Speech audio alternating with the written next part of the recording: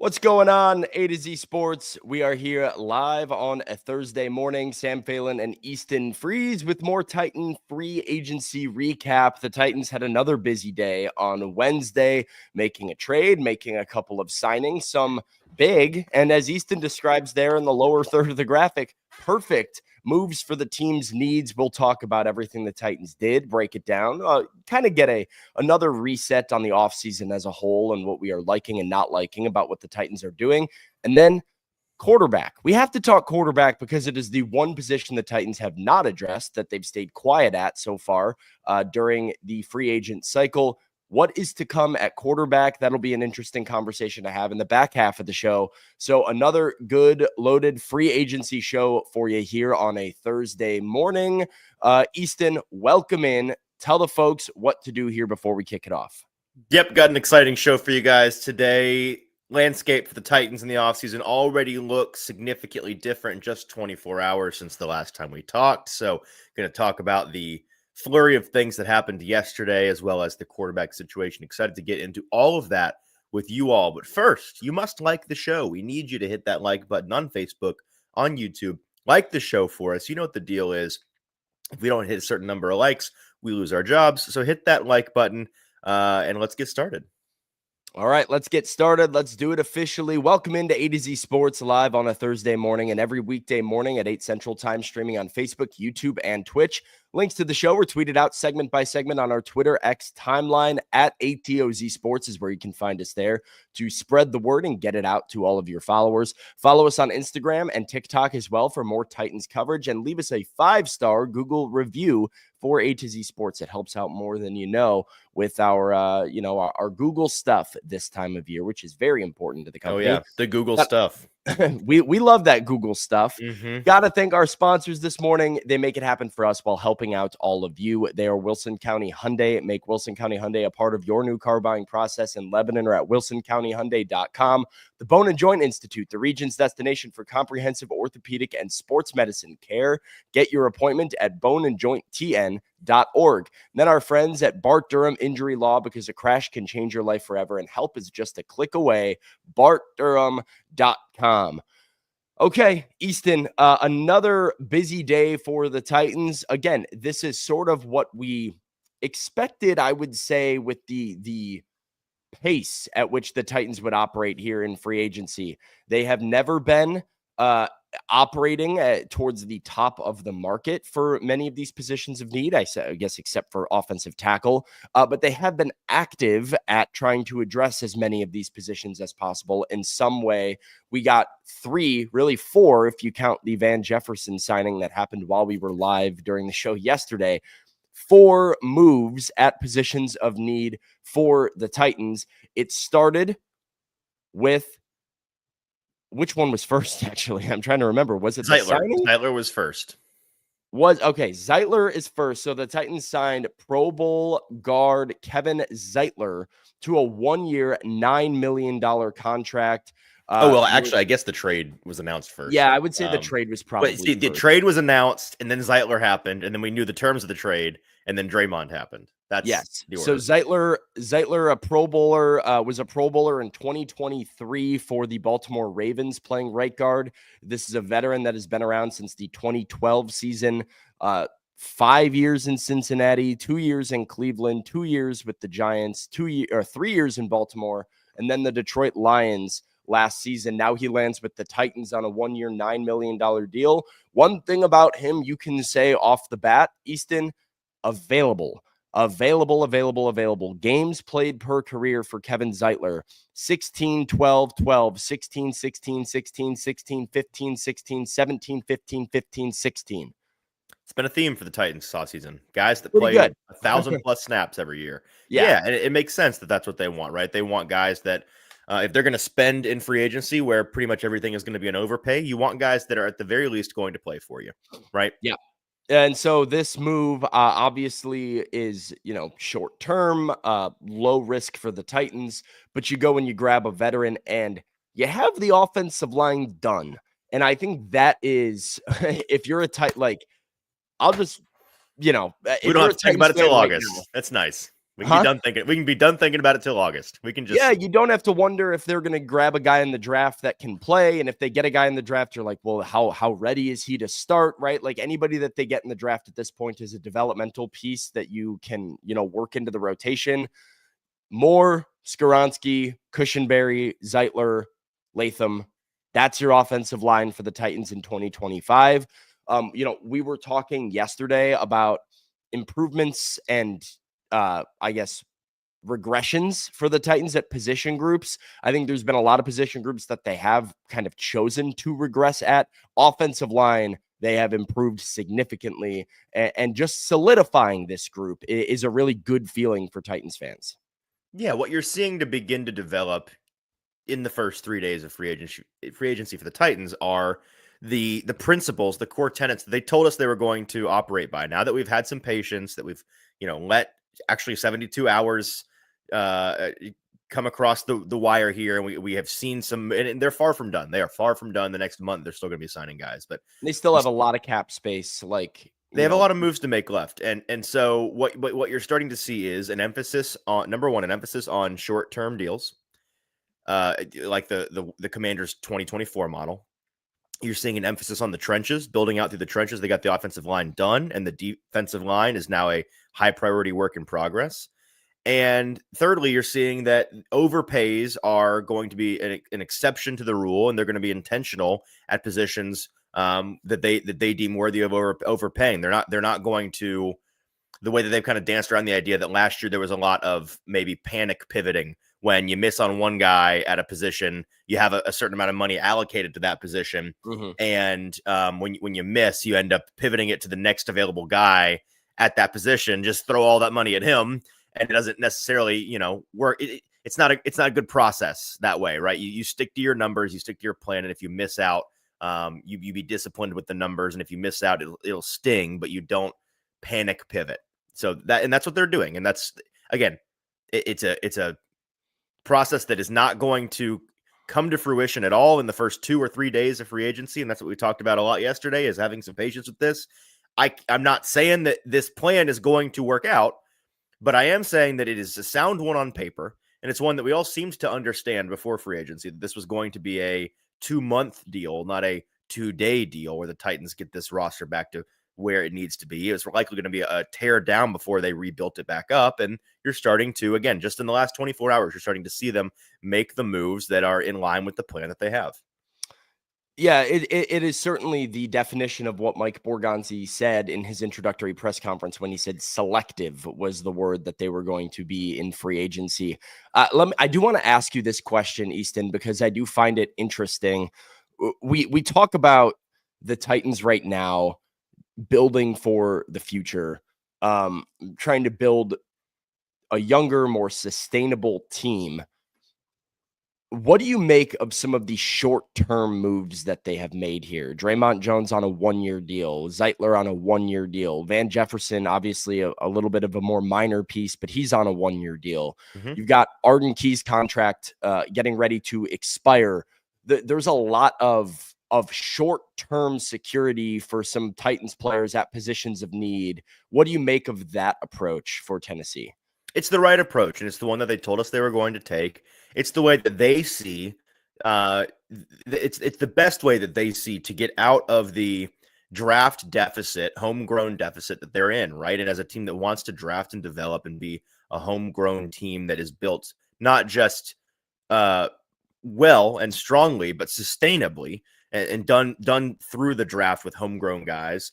In the meantime, the stopgap is not what they did. They believe that it's not what you do last year, where you end up signing a bunch of guys to 2, 3, 4-year deals with a lot of guaranteed money, and you tie yourself down to these free agents you're overpaying for. But you overpay on very short-term bases, and you end up giving, $10 million, $9 million to your starting right guard for 1 year, and it's fully guaranteed or whatever it may be. And you're just, it's done and off the books. And so next year, if they are able to take a 5th round guard this year as a rookie, and they see him develop, then great. You can be done and move on from that bigger spending in just 1 year and have him step into place. If not, you can fill that gap again. But it's all Band-Aids, short term, buying them time to draft and develop. So why is that? So is that why you think it's the right move here? Because my counter argument to that would be, I think you're right about the idea of what their approach is, but there is, I think, something to be said about the fact that you are going to be in the exact same position next year in terms of the holes that you need to fill. But that's the idea, is that you're not. That you do take but that fifth round you'll need a linebacker or a right guard or whoever, and they get to a place in 1 year where you feel like, okay, well, we have less of these holes we have to patch with Band-Aids. Every year we have fewer and fewer holes. You're relying on a fifth round pick to develop into a good starter after. That's how good teams get good. They find guys in the late rounds. That's how it works. Sure, but it's not exactly sustainable. It's not a sustainable core on the surface when it's a lot of 1 year plug and play guys. I think it can lead to short-term improvement to build especially when you look at Zeitler on the offensive line, Dre'Mont Jones as an edge talent, right? That will help out T'Vondre Sweat and Jeffrey Simmons, just having another guy out there that can affect the passer. I'm sure if you draft somebody, it's this collective sort of thing to improve some of your younger talent, to give them more of a proof of concept for the coaches, give them, Cam Ward, if he is the draft pick for the Titans first overall, you give him some protection. But having to recycle the same problems year after year is not exactly what I would call sustainable. And so I just think it's interesting. They're not choosing to recycle the same problems. That's what you're missing. Is that you're talking about these guys can't be your core when they're 1 year deals. The point is that they're not your core. Your core is going to be guys that you draft and develop. I get that. And they're going to take some swings on guys like Dan Moore, who are that guy is going to be a core guy for them now, right? Because they have given him a ton of money over a long-term deal. Yes. But when you try to make your core around overpaid free agents, that's how bad teams stay bad. That's what they believe. I agree with that for sure. I mean, and that's what we saw Rand Carthon do, is try to build a core out of free agents that he signs to 3-4 year deals. Snead and Ridley and Pollard. The concern for me would just be, you don't have the draft picks right now to get actual impact players at a ton of positions, right? Like the guy that you get at 35 will end up being that pick. That should be an impact player. That should be a guy that's part of your core. If you're drafting well, you should be able to hit on the second round. Fourth rounders, fifth rounders, that to me is more of a crapshoot where you're just hoping that those guys are going to develop. And so I think it is a risk, planning to build your core through fourth and fifth round draft picks. I think it's a different story if the Titans had. They don't want that to be their plan, though, right? That's why they keep talking about getting top 100 picks. Is that? But you can't do both. You can't get the Cam Ward and get a bunch of top 100 picks. This year you can't. But that's called getting a quarterback, right? You're willing to make that sacrifice if it's for a quarterback. But the basic math here is that if they, if this year, this is probably not super accurate, but if they have 9 major starting holes, 9 of the 22 spots, you're like, they need a guy. And, they plug and play with a bunch of 1 year deals on guys for the most part. It's 7 or 8 of those. The plan is that in this draft class in the first round, in the second round, and then let's just play the odds, one of their day 3 picks ends up being one of those guys. And then, okay, there you go. You've cut it in third. And next year you have 6 of those holes you have to fill. And you fill those with 1 year deals. And in the draft next year, you get 3 or 4 more guys. And then 2 or 3 draft cycles down the road, boom, you filled all those holes with guys that can be core foundational pieces. That's the basic plan. I think that's a good way of describing it, right? Is chipping away.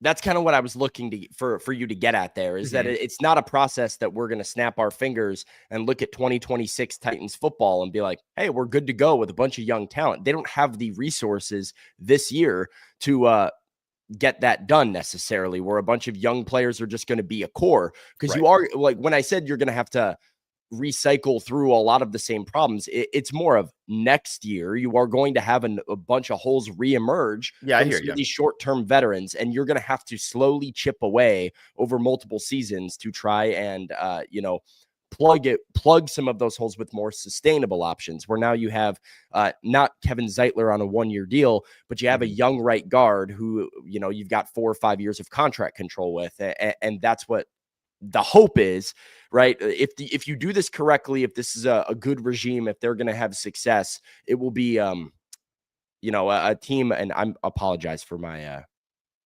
green screen situation here. I had to switch setups. I did have to switch setups.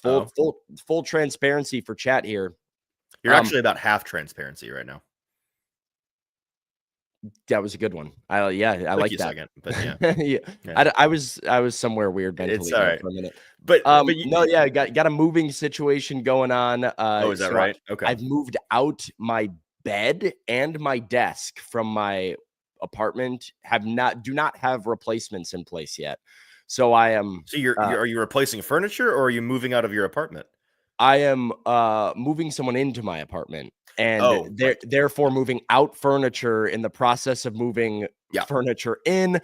But we are in flux at the moment, and therefore I am recording wherever I can find space to record without actually having furniture. So, bear with me for the shoulder. I will try to rotate as few times as possible like this. Pivot every once in a while. Try to keep it locked in. But yeah, to just kind of put a bow on it. The name of the game, right, is buying time for the draft to be the answer. And that's the fundamental difference this year from last year, this regime from last regime, is that the last regime was content to try to, not entirely, but in part, fix the team through free agency. And this group fundamentally believes you can't do that. You have to fix it through the draft. And so we're going to use free agency simply to buy us time to do so.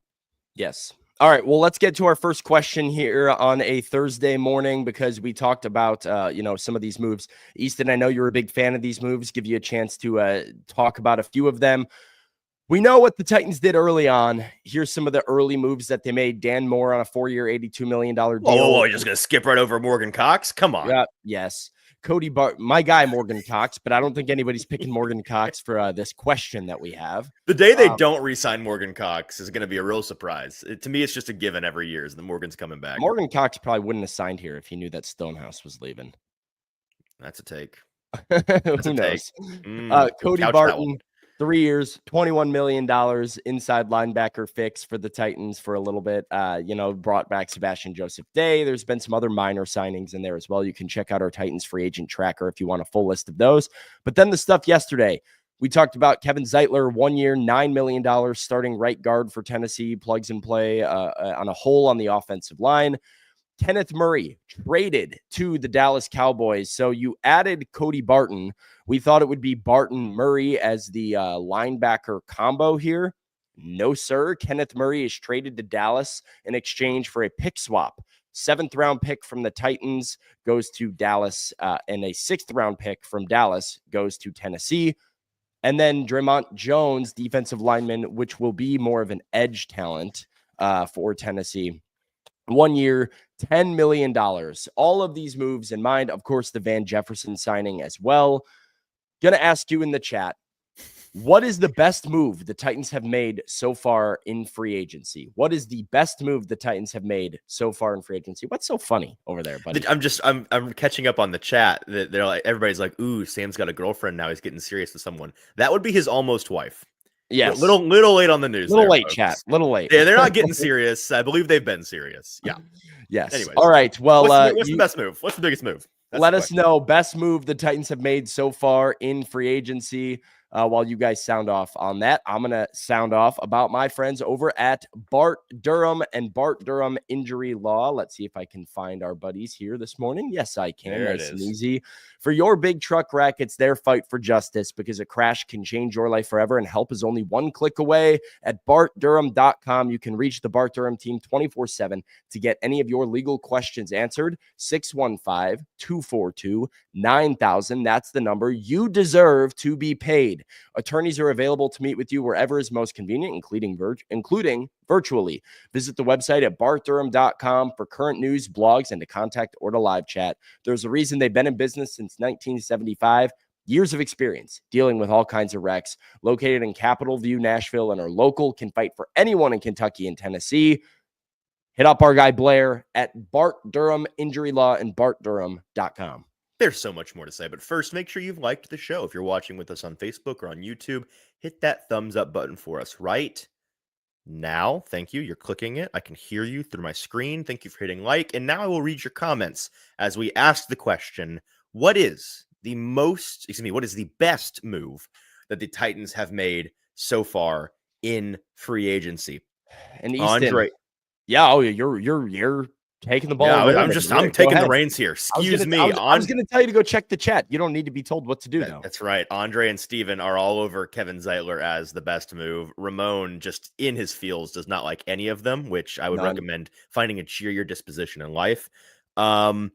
Let's see. IR Hoshi likes the fact that they have a good right tackle now, so that addition by multiplication, really a force multiplier there in having a left tackle and bumping over your better right tackle. Jones, according to Mario, Dre'Mont Jones, Zeitler, according to Eric and Jay and Dr. David Pham. Eric says re-signing Morgan Cox, of course. Tall Texan says getting rid of Murray, so a little addition by subtraction, according to Tall Texan. Dre'Mont Jones, according to Steven. Darius Zeitler and getting the offensive line fixed. DeMario Zeitler and the left tackle position. So a lot of offensive line love in here. Seeing some love in particular for guys that were the big signings yesterday. Jonathan says not signing Zach Wilson. Yeah, that was never really super a thing. People reported on that. That was not a thing. We're going to talk about later. Another heavily reported thing in Nashville that was also not a thing when we get to the quarterbacks. But trading Murray, Jones, Zeitler, trading Murray. A lot of it's just kicking Murray on the way out. More Zeitler, more. So a couple folks think that the Dan Moore signing is their favorite, which I haven't heard a whole lot of. I'm surprised by the Kenneth Murray disdain a little bit. Was he good? No. Well, when you put it like that, he wasn't good, but he was. I also think Kenneth Murray was not put in a position to succeed. And when as soon as Ernest Jones left, they were asking Kenneth Murray to do some stuff that Kenneth Murray was not supposed to be doing in this defense. It was the contract. That's what people hated. And the contract was they hated the money he was given. Bad when they signed it, though. Yeah, they signed the contract, everybody kind of went, ugh. But I think if you're a Titans fan right now, what is the 1 year that's left on Kenneth Murray's contract to you? You don't care. They've got $69 million, $64 million in cap space remaining. Like that money is. They also have 69 million linebackers on this roster that somebody's going to work out. Yeah, I mean, like it didn't seem like money that they needed, and it's a position that they're weak at, and they got weaker at where they're even less proven and even thinner and weaker at inside linebacker. I'm not gonna knock it and think that it's horrible for them, but I'm surprised by the celebrating that's going on with getting rid of an at least decent player at a position of need just to move up one round at the back of the draft. That feels like an odd choice for me. Cody says, no, they aren't. Easton, but like Daniel said, $7.5 million saved. Sorry. There. Well, there, Daniel. The $7.5 million saved means nothing to anybody besides Amy Adams-Strunk. The Titans are not going to come close to needing that $7.5 million against the cap this year. So it does you good as a Titans fan to have that $7.5 million off the books. It's got part of my pick.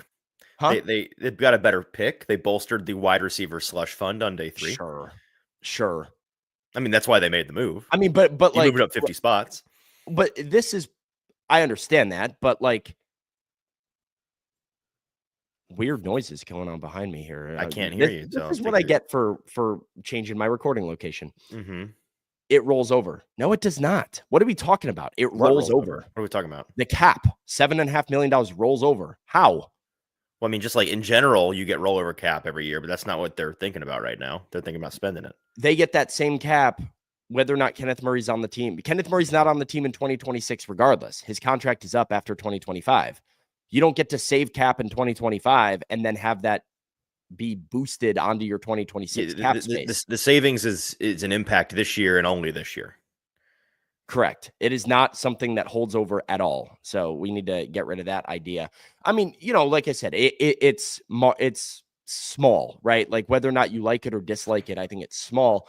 I have been a little I guess, Easton, what is your take on the Kenneth Murray signing real quick? Because in my head, it's no different to me than like not bringing back Jack Gibbons on like a tender, where I guess I'm just like slightly confused by it. If improvement is the goal, as we kind of talked about yesterday and debated yesterday, why are you choosing to take a step back at a position for the sake of saving money against the cap that you're not going to spend regardless?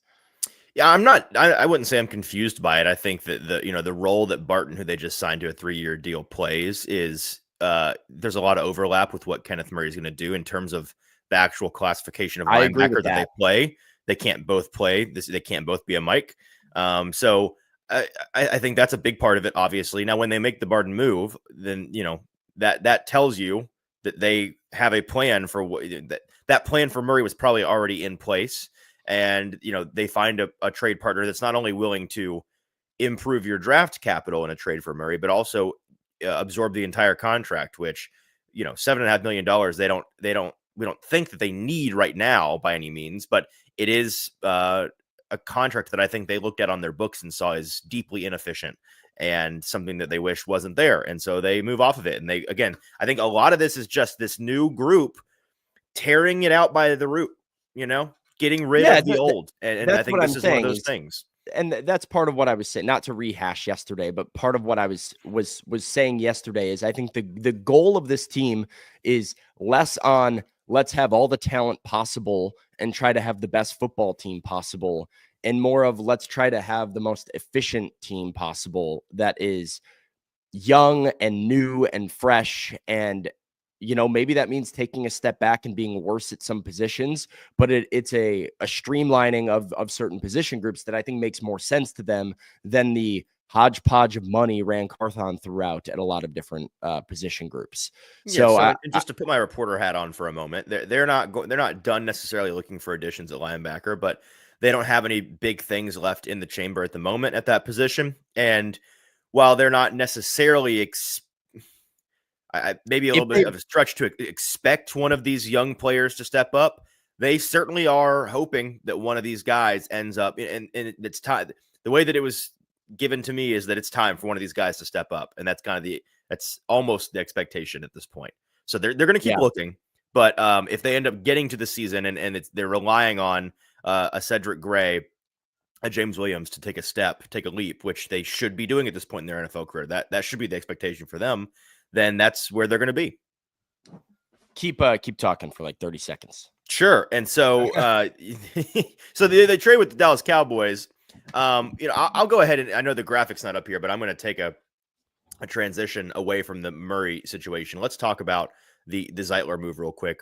Like this move for obvious reasons, a guy that, like Sam mentioned at the top of the show, somebody that has played consistently. And this is something that I'll probably end up writing over at A to Z eventually. The common theme we've seen with all of these major additions this year are guys that are playing 1,000+ snaps every year, that are reliable, that are available. That's something that I think this group very clearly values. And you've also seen that in some of the guys they've moved on from, right? Guys that weren't consistently available. That's probably a part of that decision making as well. So not a whole lot else to say in terms of the Zeitler signing, besides he just comes from a team where he was a part of one of, if not the best offensive line in the league. He is an older player, and so with that, I think brings some injury concern eventually. But more important to me is the fact that he feels to me a lot like the Saffold move a couple years ago, where you bring in a guy of that age range. They're a savvy veteran who's played for a winning organization on a winning unit, who's going to be the voice of reason leader in that room. And I think Kevin Zeitler is going to come in and almost immediately be a leader, if not the leader, on the offensive line, because it is a group of really young guys on either side of him. And I think that's going to be an understated thing that is very valuable to this Titans offense. Yeah, I will go ahead and jump in on the Zeitler thing. We asked the question, what is your favorite move, or what is the best move that the Titans have made so far the offseason? I think it is Kevin Zeitler on a 1-year, $9 million deal. This is my favorite move. I think this is the best bang for your buck. I think this is the offensive line improvement of just like establishing the offensive line is definitely the best thing the Titans have done all offseason. And let's be honest, they overpaid the hell out of Dan Moore. They splurged on Dan Moore when they didn't need to, and well, they did need to, but when other teams didn't need to, and probably were not going to touch that exact figure for him. They went to the top of the market for a guy that's probably an average tackle. Other teams were going to pay him that, by the way. Bless you. We're back. Other teams were going to pay him that. They didn't pay him that for funsies. They paid him that because they had to. Yeah, I mean, but it was an example of there were at least 4 teams in on Dan Moore at $18 million a year. The Titans ended up giving him 20. It was an example of which happens all the time in free agency, that the top guy at a particular position gets paid like an elite player at that position, despite maybe not being an elite player at that position. Kevin Zeitler is really, really good right guard. He is really, really good right guard and has been for a long time. There's just not many guys that start over 200 games in the National Football League. That is a really, really impressive figure. He's at a 197 starts out of 198 career games played over 13 seasons. And he's been really, really, really consistent. I know that this is not the end all be all in terms of statistics, but if you just look at like a normal figure, like approximate value on a site like Pro Football Reference to figure out the impact that Kevin Zeitler has had on his football teams over his career, as a rookie for the Cincinnati Bengals in 2012, he had an approximate value of 8. He had an approximate value of 8 for the Lions last year at 34 years old. The guy really is consistent. So even on a 1-year, $9 million deal, I think this solves a very big problem. And honestly, I was expecting the Titans to give out this kind of money to a right guard and bring back somebody like Dylan Radins, is what I was sort of anticipating being the move for the Titans. So for the fact that for this money, you're able let's to compare $9 million for Dylan to $9 million for Zeitler. How do we feel about that?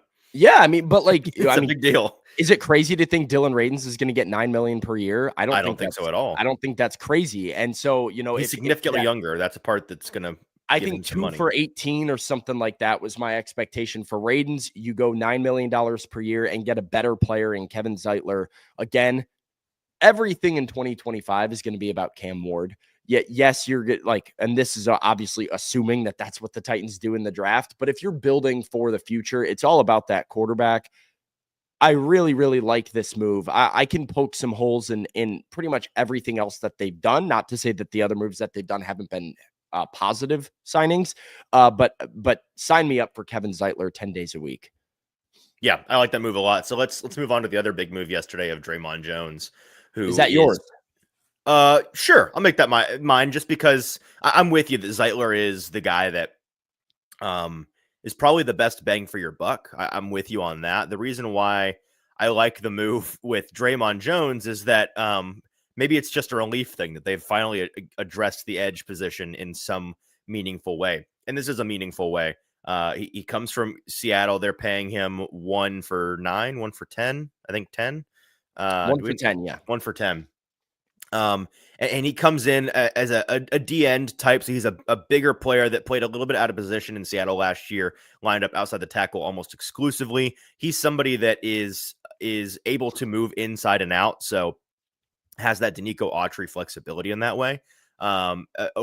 Just for reference, in terms of his ability to impact the passer, because I saw some folks yesterday do a very basic Google search and say, "Oh, he only had 4 sacks last year. He's worse than Harold Landry." Incorrect. He would have led the team last year in pressures and quarterback hits. Yeah. His pressure rate last year was north of 12%. Harold Landry's, I believe, was in the 4% range. This is and again, he was playing primarily out of position last year.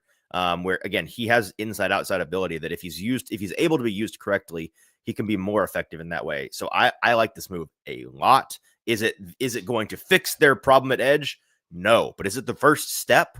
Yes. And again, putting my reporter hat back on, expect another move here. Expect maybe a pair of rotational moves where they add Dre'Mont as a starter. Arden Key is slated to be a starter. They add another rotational piece or two that is a real impact player of some sort. And then they draft a guy to kind of be that cherry on top, bumping Arden Key and maybe even Dre'Mont Jones down the ladder to edge 2 and edge 3. And then you've got a really nice room for 2025 that looks dramatically better than what you had last year and dramatically better than really I nice think what a lot of folks. Sorry. Really nice is relative. I wouldn't say it's a really nice room if you've got a bunch of decent pass rushers. Yeah, I mean, I guess really nice in comparison to last year is what I mean. I think a serviceable room where you can actually impact the passer, which you weren't able to do last year. I think, my knock. I like this move, the Dre'Mont Jones signing. I think it's a really good signing for them. A better player than I thought they were going to add at edge as the market was kind of unfolding there. So I do like the player. Like you said, I think he's a bit undervalued just based off the sack figure. When you look at his win rate and his ability to generate pressure on the quarterback, obviously, and this is an unrealistic expectation, but obviously what the Titans truly need is a real guy out there. And Dre'Mont Jones is not a real guy. He's a good player, but he's still probably an edge 2. And at so best. You got it, at best. Yeah, edge 2 at best, right? You're being generous calling him a starting edge 2. So he's a solid player that you're adding to this room. I'm not one to complain about, again, adding solid players to a team that went 3-14 and had a serious problem. But I don't think he solves your edge problem. Unfortunately, the reality is that if you're the Titans, you are going to have to settle for not having a great edge room in 2025 and hoping that improvement makes it a little bit better and that it helps out Jeff and Big Sweat in the middle just by having some slight improvements there by getting some actual players that can pressure the quarterback. So he is better than Harold Landry in my eyes, at least at pressuring the passer. I mean, that's statistically true. And yes, Jeff, he is an edge. He is an edge. He is an edge. This is silly. He is a classic defensive end who played edge all of last year. He can play inside or out. Like just because he's listed as a defensive line. As a rookie with the Denver Broncos in 2019, he was listed as a defensive tackle. Since then, he's been listed as right defensive end, left defensive end, defensive end, linebacker, which is outside linebacker for those of you keeping track at home.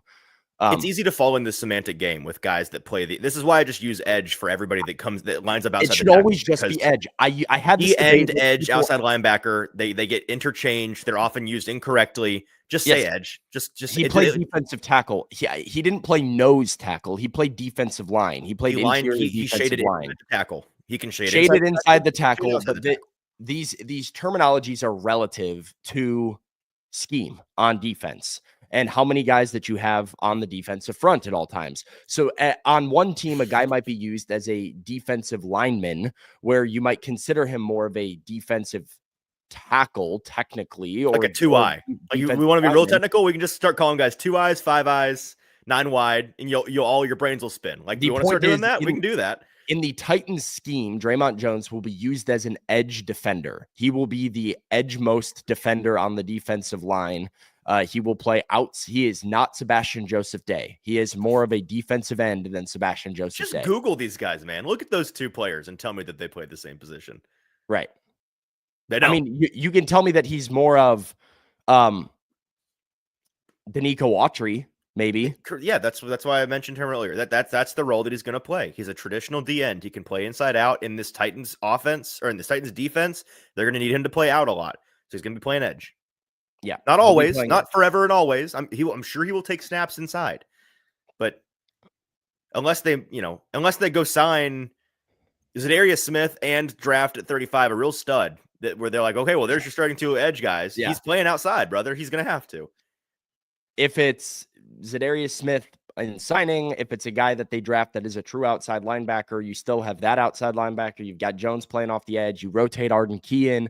That's what it will look like with, Joseph Day, Sweat, and Simmons, on the interior of that defensive line. So I hate getting caught up in those terminologies, but I do find it important to clarify the fact that, this guy will be an edge defender for the Titans. He's not Harold Landry, right? He's a different type of player. Yes. He's not going to drop in and defend the pass like Harold No. Landry did sometimes. But Harold Landry is a true outside linebacker that doesn't do well with his hand in the dirt, that tries to just kind of, he's a little bit leaner and skinnier guy. He's a smaller guy that relies on speed to go affect the passer. Dre'Mont Jones is not that. He's 280 pounds, but he, still plays from the same side of the ball. All right, those are our moves. People, I think, are really big on the Dan Moore, Kevin Zeitler combo and just the progress that the Titans have made on the offensive line. But what moves are potentially still to come? We have to go and we have to look at the quarterbacks, backup quarterback options, because for all the talk that existed about quarterbacks for the Titans leading up to free agency, all the veteran options that were out there, all the rumors that have been spread, nothing done just yet. We'll look at the quarterback options. Before we do it, going to tell you all about our friends at the Bone and Joint Institute, the region's destination for comprehensive orthopedic and sports medicine care. Whenever you get hurt in life, you have to know who to trust. The Bone and Joint Institute, located in Franklin, with over a dozen specialists who can help you through any type of injury. A state-of-the-art rehab facility on campus, all under one roof for maximum convenience. That's clinic, testing, imaging, surgery, rehab. It's all there at the Bone and Joint Institute.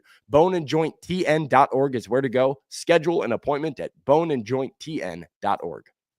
There's so much more to say, but first, make sure you're leaving a 5-star Google review for us. Go to Google, search ATOZ Sports, find the review section of our business entity there on Google, and leave a 5-star review. It is extremely helpful to us and our business, so we appreciate you guys going and doing that. All right. Leave that review. Seriously, leave that review. Hey, by the way, before we move on entirely from Dre'Mont, we do have a super chat that I want to get to because it's particularly generous super chat here from Noah Leak. Says, I think Dre'Mont's signing may be a sign that Jeff is being shopped. You need more draft capital and need future money off the books. Jeff just had a down year, so might want to move off while his value is still high. Understand the thought, Noah. Again, putting my reporter hat back on. They are not going to move Jeff. Just straight up. I would agree with the idea that it would make a ton of sense to shop Jeff if I felt like the value for Jeff was. You'd be selling low right now. High right now. Right. I don't agree with that last sentence Noah says here. Move off him while his value is still high. If you're not going to get a first-round pick for Jeffrey Simmons, you'd be probably lucky to get a second-round pick. Somebody would give you a 3. But you're not it's not worth it for you if you're the Titans to move off of Jeffrey Simmons, who they still maybe wrong to think this way, still think is a really elite player when fully healthy. That's not worth it for you to just go and get a 3rd-round pick. So Noah follows up with more money, which Noah, the man this morning. Dre'Mont can play both inside and outside. Plus, you also have Sebastian Joseph today and Coburn. Just a weird signing if someone is expendable. I don't think it's weird when you realize he's going to play edge. I think if he's going to line up outside the tackle, that's the whole thing. If they were signing him to play defensive tackle, I would agree that hey, something was maybe going on here with somebody. But that's not where they see him. Jeff is not going anywhere, as Wax G says here, and build around Simmons and Sweat is the I don't know if you're Wax G who you flipped your lid at yesterday. Wax G was dumb yesterday, so another can't handle the heat. Get out the kitchen, man. Kicker to the King says Abdul Carter real quiet after the Dre'Mont signing. Yeah, not seen any number 1 overall pick tweets from Abdul Carter recently. He, I think, is more focused on his foot and his pro day. So, all right, now we can talk about quarterbacks. I mean, yeah, real quick. This is a sidebar, that is a whole different show, but I think all of the Abdul Carter hype has really, really sort of chilled as free agency has played out, because and we're about to talk quarterback, so I guess it is relevant. How do you look at what the Titans have done this offseason and what has happened in the QB carousel around the league and not think to yourself, yeah, they're drafting a quarterback? It has so pivoted where, and really, if you've been paying attention since after the combine on this show, we've been talking about it for a couple weeks now. I think that the national media is starting to come around finally, but it's been this way for a little bit. People who were very much in space of, hey, I don't want a quarterback at all, to get a veteran quarterback. I don't want a veteran quarterback at all. Or now, like, it has to be Cam Ward first overall. Just people, just folks you've seen out there. Everybody seems to be pivoting. That's the point, though. It's like everybody seems to be pivoting towards what they feel like is going to happen. It's coach so season. I'm not going to shy away from like my opinion about it. I've said from the beginning, you draft a quarterback in this draft. I disagree with where I think the Titans are going to go at quarterback. I have planted my flag in the Shedeur Sanders camp, and I'm not going to like all of a sudden become the number one Cam Ward guy in the world just because I believe he's about to be a Tennessee Titan. But I do think it is the right call to take a swing at QB. And that is where I think they're going more than trading the pick. But even if it is Cam Ward at number 1 overall, what are they doing at backup quarterback? Is it just going to be Will Levis, or are they going to sign somebody? We heard from Mike Borgonzi and Brian Callahan at the Combine when you and I were down there that signing a quarterback and drafting a quarterback very much still on the table for them. Here are the QBs still available in free agency right now. A lot of guys have come off the board. And so as you look at this list, our final question of the morning, who do you want the Titans to sign as their backup QB? Who do you want? Huh? Easy. Easton Stick. Get my boy in here. There's not enough. We can only handle one Easton in this city. No, get him in here. I need to meet him. That's up to you. That's your call. You're punting on your job if you Oh, is that right? I lose Easton rights if he gets to town? I think there should be a rule that like you're allowed one Easton per market at all times. And okay. You know. All right, well, never mind them. Never mind. Is Easton are you a Pardon My Take viewer at all? Easton? Casually, yes. Pardon My Take has this bit going on that everybody named Greg has the exact same vibe to them, where like it's like, oh, are you a Greg? And you know, like Greg Olsen is such a Greg. They think George Kittle should basically be a Greg, and so they refer to him as Greg all the time. It's kind of like being a Chad. Is being an Easton being a Chad? Being an Easton, I think it's insufficient data. We don't have enough data points to know what being an Easton is. There's not enough of them. I feel like Easton, because when I picture Easton Stick, I think he's literally just you that is good at quarterback. Because you know nothing else about him. Okay. Yeah, I'm about like Easton Corbin. There are a couple Eastons out there. This guy likes to ski. This guy not a skier. You're still on that. I mean, you might never skied in my life, not once. All right, we'll see about that. I don't know. I shred. You don't get it. Okay, allegedly. I'm an incredible snowboarder. I need to see shred videos. Otherwise, you're not beating the ski allegations. I've got it. I'll send you a video after the show. I'm still gonna accuse you of being a skier. I'm a baller on the slopes. You have no idea. Okay, all right. Who do you want to sign as the backup quarterback? I'll throw this up here again so those of you who haven't answered can get a real good look at it.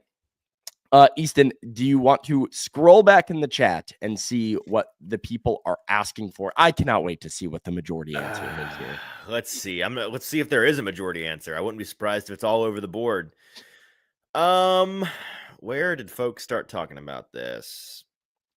AJ says Will. Just keep Will. Darius wants Flacco. Joshua wants some Minshew mania. IR Hoshi, for some stupid reason, wants Aaron Rodgers. Echo Woods. But again, you're not. Aaron Rodgers is not. Should take available. him out because he's not signing somewhere to be a backup. We know where he's signing. It's one of two teams, and it's not this one. Echo just wants to stick with Will Levis. Bustin Diamond says it's time for Wentz. Titans Kyle says Mason Rudolph is coming back. Daff says go get Joe Milton in a trade. Dax says Jameis Winston. Cooper Rush is what Brandon wants. So, I mean, we are all over the place. Andre wants Teddy Two Gloves or famous Jameis. Winston or Bridgewater from Raz. Flacco or Wentz to help develop from Zombie. Trey, Teddy, or Jameis from Bearded Kuno. So he's all over the place there. Joe Flacco from Patricia. So, I mean, there is. Who do you want?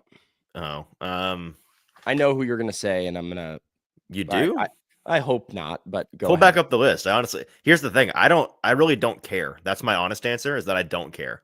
But if I was just the one picking, Yeah, okay, I do know who I want. I want Jameis. Give me Jameis. Yeah, I knew you were going to say that. Yeah. Boo, boo, boo. Okay, why? Why? Because you hate fun and good things in life? You just hate Yeah. happiness? No, Okay. I think I don't know what does Jameis bring to the table besides What do any of like those guys bring to the table, first of all? Answer me that. What do any of them bring to the table? I think you can make an argument. I'll make an argument for a couple of guys here in a moment. Okay. But I've also I'm cynical, blame me, hate me, boo me, whatever. I've soured on the Jameis bit over the last like 2 months as well. That Yeah, you're I a don't bad need person. to. I don't need people calling for Jameis all the time. I don't need that. I don't need that in my life. Why? What do you not like about Jameis? He's an electric player on the field and he's an electric person off the field. What else is there not to love? I don't love the idea of a backup quarterback being the center of attention at all times. But it's like harmless center of attention. It's not like toxic center of attention, like Russ is your backup. It's just Jameis. He's the vibes guy. He's the vibes officer. He's the fun police. I suppose. Because where has he been a backup where it was a real problem for the starter? I don't think he's a problem for the starter. Okay, well then great. Bring him in.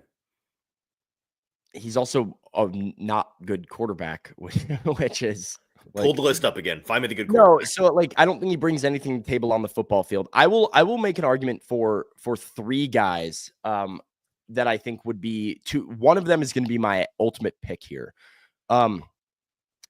So the two guys that I do think could bring something to the table, just in terms of like stability, Cooper Rush and Taylor Heineke. I find both of them very interesting. Sure. Both of them with starting experience, both of them with pretty decent starting experience that have won some football games as starting quarterbacks.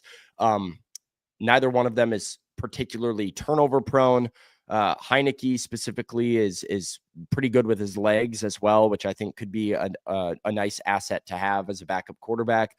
So I like both of those guys, two guys that wouldn't come in and expect playing time, two guys that wouldn't come in and have expectations to start, but both have good veteran experience, just provide like a stable presence in that quarterback room. But my ultimate pick here, if I was going to throw a dart at this board and pick who the backup quarterback was, give me Drew Lock. I like the idea of Drew Lock coming in here. The man who got them this pick in the first place, by the way. So yeah. A lot of upside. Drew Lock of greatest quarterback performances of all time fame. And Drew Lock is he has that same Jameis sort of ability to catch lightning in a bottle on a particular start, which you can like out of a backup. But my favorite thing for Drew Lock is I think of the backup as who is going to challenge Will Levis the most. And I see Drew Lock as a more apples to apples comparison for Will Levis that I think will help breed the best competition possible and therefore the best backup quarterback possible. If the expectation is that Will Levis is going to be in Titans camp, which I would say let's right talk now about that real quick. Because what do you think their aim in bringing a backup in? Is it somebody that's are they going to be like, all right, we're going to pay somebody the requisite money to be Cam's backup? Or are they thinking we're going to bring in a guy that Will is going to compete with for the backup spot? I think they're going to pay. I think they're going to try and find something in between, right? I don't think it benefits them to pay a certified backup quarterback. Like if you pay Joe Flacco, right? Mm-hmm. Know Joe Flacco is your backup QB. Yep. I don't think that benefits them much. Kind of Jameis too, to be honest with you. Yeah, it doesn't benefit them much. I think because he's not the starter. You have Will Levis. I think their goal is going to be to try and get a good quarterback that can be the backup, but will also be a legitimate competition for Will Levis, be another challenger in that room where I believed everything that I heard from the Titans staff, where they want to see Will Levis improve and they want Will Levis in camp with them. So I think they're going to challenge Will to have a good offseason, improve, come back, show us the progress that you've made. But if they go get a Drew Lock and Will comes back and Will doesn't look any better, well, sorry, Will, like you're out. You're not the starter and you're not the backup. But if Will Levis goes and earns that job, I do think they want to have the freedom to potentially give him that job and reward him with that job if he really shows out. So I think it could look similar to what we saw with Malik Willis this past year, where you have 3 quarterbacks in camp. You have them competing. Ideally, all 3 of them look pretty decent, and both of those backups look pretty good behind Cam. And then you have the ability to trade one of them sometime around the cut day. Yeah, that's why I brought that up, because that's why I'm going to kind of shut down 2 of your answers and kind of shut my own answer down too, in a way, in the sense that Heineke and Heineke and Rush and Winston, like that and Flacco, that caliber of guy, I'll take a swing and say that that's not somebody that's going to end up being brought in, because that they are kind of in that tier of guy. Like, I think they're going to try to do with Will on a much smaller scale what is currently being done with Anthony Richardson, where there is an ultimatum thrown down. Hey, here's the guy you got to beat. If you can't beat him, your career's over. Like, that's the thing. Like, hey, Daniel Jones is coming into Indianapolis. Beat this guy out, Anthony, for the starting job, or else we're done. Like, that's a pretty reasonable ask. Beat Daniel Jones. For Will Levis, it's going to be, hey, Will, here you got to beat Carson Wentz. Here's Carson Wentz. Yeah, be better than Carson Wentz as a backup. Prove to us that you're better. And if you are, then we'd love to have you as a backup. I think it also is a possibility that, like they did last year, I think that it's going to look exactly like last year, honestly, where it's a 3 quarterback room that ends up being 2 in the end. And maybe he proves to them that he's a good enough backup, so much so that it's best for the team and best for him, that they do a Malik Willis and say, hey, some team wants to give us a 4th or 5th round pick for you because you were a former 32nd overall pick or whatever, and they need a backup bad, and it's going to be a better situation for you, Will. And best of luck. Thank you for everything. We'll take our pick, and you can go. So that's why I think there's a reason the Titans are tied to Carson Wentz a little bit right now. I think that actually makes a ton of sense in terms of finding one of those middle guys. I think Locke and Wentz are the 2 guys that I think fall into that. Like, look at that right side of this graphic right here. Yep. Kyle Allen, Teddy Bridgewater, CJ Beathard, Josh Johnson, Brandon Allen, Easton Stick. Those dudes are not backup quarterbacks. Like, I think they are, at this point, you don't feel good about having to play games with Kyle Allen or Brandon Allen or Josh Johnson or Easton Stick at quarterback. They're bottom half of the league backups. Right. And that's not what you're looking for, right? Like, they're honestly, they're 3rd quarterbacks that are probably not on a 53-man roster, but are somewhere on a practice squad just in case. That is what those guys are. I think Jameis, Flacco, Heineke, Rush, Minshew, assuming he lands a backup job somewhere, those are bona fide backup QBs. And I think the Titans need to play in that tier of, I don't want Mason Rudolph back just because we've seen it, and I don't care. I don't know. I'm just bored of stuff I've seen. But you don't have a great reason. I'm just bored. But I do think Mason Rudolph does fit into that bucket as well. Mason Rudolph, Drew Lock, Carson Wentz, and the challenge. New question. All right, we already answered who you want it to be. Who do you think it's going to be? I think it's going to be Mason. You think Mason? I wouldn't be surprised to see Mason Rudolph back, only because I know Mason Rudolph beloved in the Titans locker room. Like, he's a guy that automatically commands respect. Now has a good relationship with Will Levis by all accounts. They worked really well together. Product on the field, not great, but behind closed doors, Mason Rudolph and Will Levis got along very well. And I think a healthy competition between those 2 guys, with the prerequisite knowledge of the fact that neither one of them is going to start, I think could be a good thing. I think Mason Rudolph is a possibility. I think Carson Wentz is a possibility. I would leave it down to those 2 guys, but I think both of those guys make sense for Tennessee. Yep. I agree. Like, there's been a little bit of a freak out online about, if they signed Carson Wentz, it's like I think that would be a good signing. I would be divas, good move. A bunch of divas online that are just, I think, very silly. I'm with you. It's dumb. Who cares? If they sign Carson Wentz, that is of course, if they go into the season with Carson Wentz and Will Levis, I'm going to be like, what the hell, guys? Like, we didn't do anything at quarterback at all except Carson Wentz. But under the presupposition that they are going to draft Cam Ward, which I think you and I are sort of operating our entire free agency and offseason evaluation with that being a given in mind right now at number 1 overall. I don't see how that's a bad move to go into the season with Wentz, Ward, Levis as your quarterback room. I'd give you a thumbs up for that. Same here. I think that's it. Let's wrap it up. Let's get to trivia. Let's see, Easton, we're going for speed today. We sort of backed off of going for speed yesterday. We got stumped on the mashup. We need a better celebrity mashup it's today. Better celeb mashup. I was trying to hold back for the chat a little. Let's let it rip today. Let's go for speed. Let's see what we can do. Hopefully we have baseball on the board, and we'll see. I'm pulling it up right now. All right.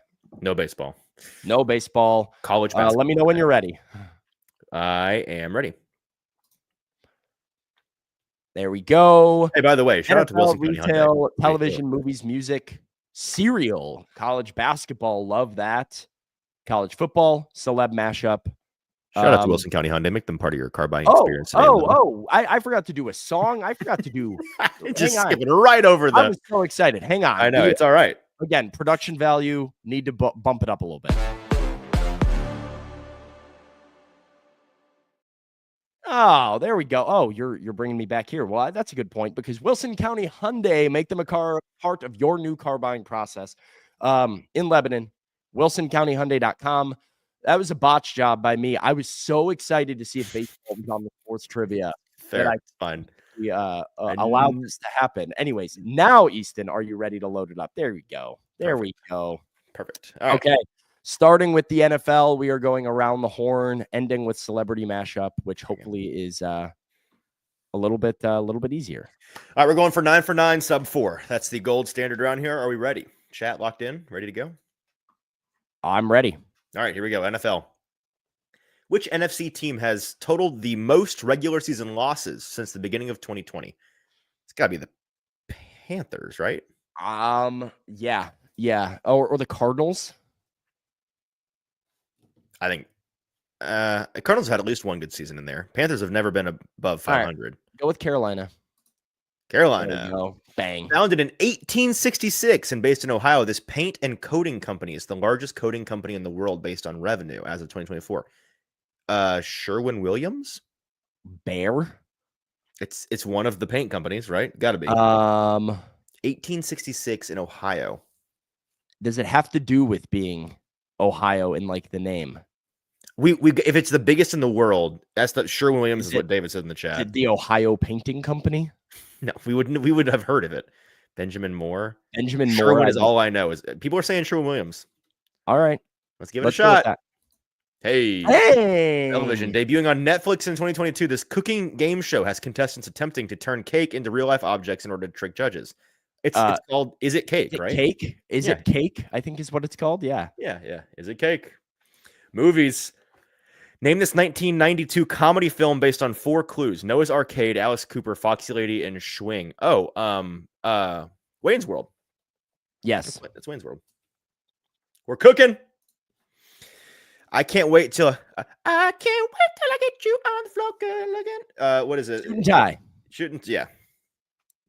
Good song. Good album, by the way. Not a good song. It's a fine song. Developed in 1997. 1897. This brand of cereal is named after 2 different foods, neither of which are cereal, and it consists of whole grain wheat, barley, salt, sugar, and vitamins. 1897. Whole grain wheat, salt, sugar, and vitamins. Named after 2 different foods that aren't in the cereal. That aren't in the cereal? Raisin Bran? Oh, no. Raisin Bran's in the cereal. Is it grape nuts? It could be grape nuts. That's even an option. It is a thing. Yeah, go with grape nuts. All right. Hey, that's a pull. Let's go. Whoa, what a pull. Hello. After 13 and 16 regular season, this school led by Sundiata Gaines. That's Georgia. Okay, sweet. If I can spell. We're in good shape. Cincinnati went 44-7 from 18 to 21 with this 4-year starting quarterback at the helm as he threw for 87. College football. Desmond Ritter. Ritter, is he 2021? Yeah. When did Malik get drafted? I don't know. He 21. No, Malik played 2 years with the Titans. Malik was drafted in 23. No, he wasn't. Was he really 2021? He's been in the league for 4 years. Wait, it would have been the 22 draft. No, 2021 draft. No, if you play through the 21 season, you're drafted in the the 21 season. I thought it was okay. Go with Ritter then for sure. I think it's if you're doing the 2021 season, yeah. Desmond Ritter. All right, here we go. Well, that's Cillian Murphy in the middle. Cillian Murphy, and is that Zach Galifianakis? No. No. Zoom in on that if you can. Is that the guy that Zoom in like on that. he's played like some Greek gods and stuff? He's been in like mythology movies. Who am I thinking of, chat? Gerard Butler, maybe? Yeah, No. yeah, Gerard Butler. Is that Gerard Butler? Maybe. I've never seen Gerard Butler that like gray. That was the first thing for me was Gerard Butler. I don't think that's impossible. We have a better guess. We're stumped again on this. Andy Serkis? No, he's not quite as normal looking. Sam Worthington? I don't know. Gerard Butler from Todd. Well, Gerard Butler. That's the only thing that I got. It looks like his head. That's what I got when I did this guy, when I did the finger test. We got to take a shot for. Go for it. Go for it. Go for it. Let's go. Not bad. Once again, kind of screwing our time with a tricky select. I feel like in the past, Gerard Butler as like a fully gray silver fox is a tough call. That was a nice job. Not bad. Some deep pulls in there. Grape nuts. Come on, folks. Grape nut. I've never seen a grape nut. Couldn't even tell you what they look like. Yeah, I can't believe you got grape nuts. I would have. It was the part of the clue that it was two different foods that neither of which are in the thing is what really did. But like, if you would have given, I would have bet $100 that grapes of some kind, probably like raisins, were in grape nuts. That's fair. And maybe I guess they aren't based or on at least question, nuts. Like, you know what I mean? What is this cereal if it's neither of those things? And second question, why is it called that?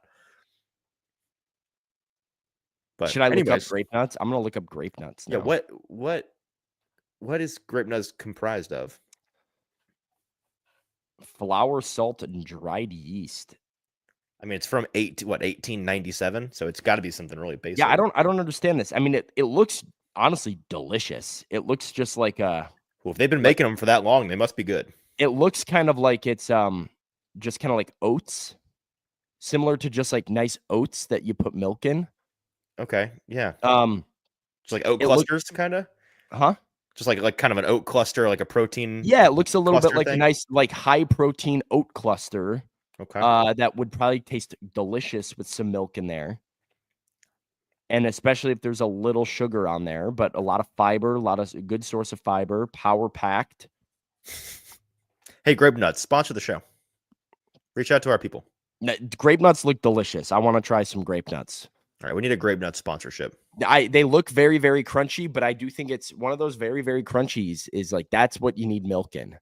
Yeah. It's like an oatmeal square. Like oatmeal squares kind of suck by themselves, but you throw a little bit of milk in there and they're the best. Chris says grape nuts are nasty. Maybe we need to do a grape nuts taste test on the show one day. I might have to go. I might get grape nuts. If I go to the grocery store today, I will get grape nuts and I'll bring them on the show in the morning. I've got some errands to run right after we get off the show. So I might. Hey, tune in tomorrow for the grape nuts taste test. That might be happening tomorrow. Grape nuts kind of a day. Okay, we'll see. Do they still sell grape nuts? I'm sure they do, right? But like I have never seen grape nuts in the store. I mean, I have because I have heard of them. Yeah, they do. Breakfast cereal made by Post. But like if I go to Kroger, are there like I'm gonna see grape nuts on the shelf? I would assume so. I mean, you can buy them here at Target, Walmart, Walgreens. I love cereal, man. I love cereal. Do you? I used to love cereal, but I don't eat it because cereal is one of those things that's like I know that it's bad for me. Right. All I do is I eat carbs and sugar, and I can house like 6 bowls in one sitting. Right. Like I can eat an entire box of Raisin Bran or oatmeal squares in this. Like I love Raisin Bran and oatmeal squares. I will inhale a box of Cinnamon Toast Crunch if you let me. It's a bad time. Yeah, I'm not. I like Cinnamon Toast Crunch as well, but that's one of those ones that I'm like, this one I know is just sugary, no goodness. It's like Cookie Crisp. It's my favorite one. My favorite is Cinnamon Toast Crunch. I go for Raisin Bran and oatmeal squares, and even then, I realize like I just consumed 1,500 calories of Frosted Mini Wheats. Apple Jacks are great. Love Frosted Mini Wheats are the ones that you like convince yourself are good for you. I agree with that. but I've they're never not had Apple still. Jacks. They're good. Quick cereal talk. What else needs to get brought up? You ever had Fruit Loops? I don't think I have. Like maybe once What? or twice when I was like a kid. But Wow. I've never been a fruity cereal fan. So no Fruity Pebbles for you. No, certainly not. That's never been my thing. I've always been more of like, of course, I've gone the chocolate and peanut butter and wheat sort of route with that. Andre, back. We forgot to get to Andre's super chat. When we're leaving super chats at 9:10, sometimes they get lost. Leave super chats earlier in the show. Super chats in the middle of trivia, and then it's gonna be tough for us to remember them. Sorry, Andre. What does he say here? A healthy Snead and Cheeto Brownlee continued trajectory. McCreary back will also improve this pass rush. This secondary is it's a question mark for me, right? Like, how do they play when they're all on the field, and will they all be on the field? They can be great, but we've not. They can be great on paper. There's potential to be great. We've not seen it. Let's see it first. Let's see it. I mean, it depends who you ask. Some people are really out on Snead. Even with his on-field performance last year was not great. The Titans are not bothered and are very confident in Snead still. They could be very wrong about that, and we will find out. So, but I think Snead is probably the key cog in this wheel. If he returns to elite form, that's going to be a very good secondary. Yep, agreed. Let's get out of here. All right, let's get out of here. Back tomorrow morning. Easton and I both are back tomorrow morning here on the morning show. Buck Rising tonight for A to Z Sports Primetime. More free agent content going on A2Zsports.com and on the Twitter X timeline as well. So keep your ears and eyes peeled for all of that stuff. Good show today. Again, back tomorrow with more riveting conversation. Cereal talk tomorrow. Potential grape nuts review. Thanks for being with us. Tighten up till tomorrow. We'll see you guys later.